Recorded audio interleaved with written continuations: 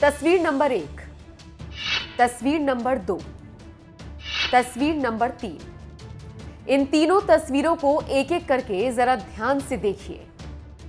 शरीर पर फटा कुर्ता, पानी में कदम ताल करते ये नेता और पुलिस के बीच में घिरे ये विधायक जी इस समय तेजी से वायरल हो रहे हैं। आपको बता दें, फटे हुए कुर्ते में चल रहे ये माननीय कोई और नहीं बल्कि बीजेपी नेता कैलाश मेघवाल हैं।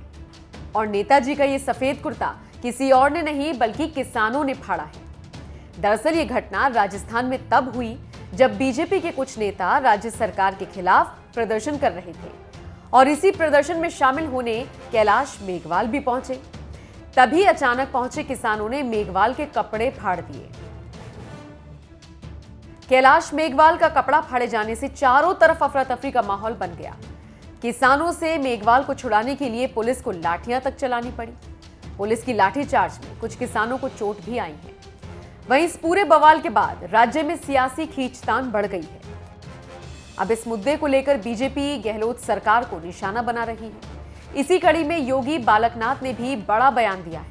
उन्होंने कहा, भाजपा के प्रदेश अध्यक्ष कैलाश मेघवाल के ऊपर जानलेवा हमला राजस्थान की कानून व्यवस्था की वास्तविक स्थिति को बयां करता है। इस कायराना हमले की जितनी निंदा की जाए उतनी कम है। खैर, इस तरह की घटना सिर्फ राजस्थान तक ही सीमित नहीं है बल्कि बीजेपी नेताओं के साथ बदसलूकी और भी जगहों पर देखी गई है।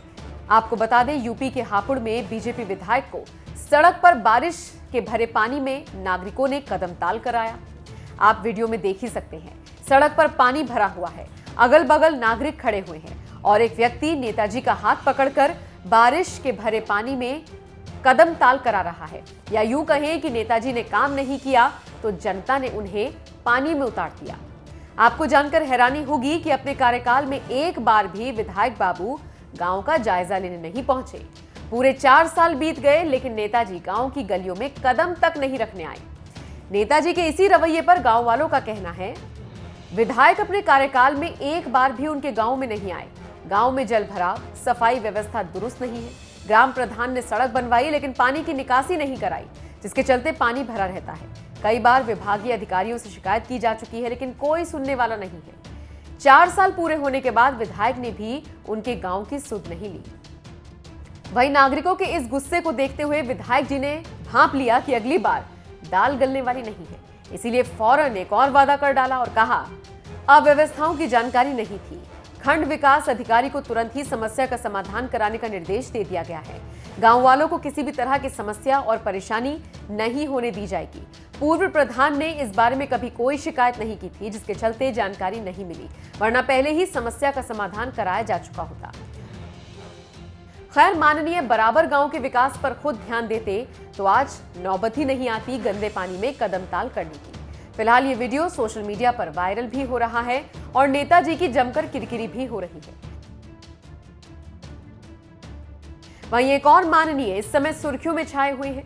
ये माननीय कोई और नहीं बल्कि बीजेपी नेता भूपेश अग्रवाल है। दरअसल बीजेपी नेता पंजाब के पटियाला में एक कार्यक्रम में गए थे, तभी किसान मौके पर पहुंच गए और बीजेपी नेता पर हमला बोल दिया। पुलिस की मदद से बीजेपी नेता ने जैसे तैसे अपनी जान बचाई।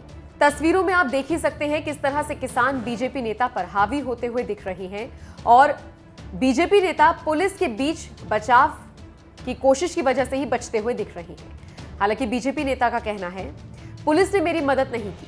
500 किसानों ने मेरे ऊपर हमला बोल दिया, मुझे पीटा गया, पुलिस ने मुझे गलत दिशा में भेज दिया। मेरे साथ कोई पुलिस नहीं थी, मेरी जान खतरे में थी। मैंने एसएसपी को कई बार फोन किया लेकिन फोन नहीं उठा। मुझे पीटा गया और ये सब पुलिस के सामने हुआ।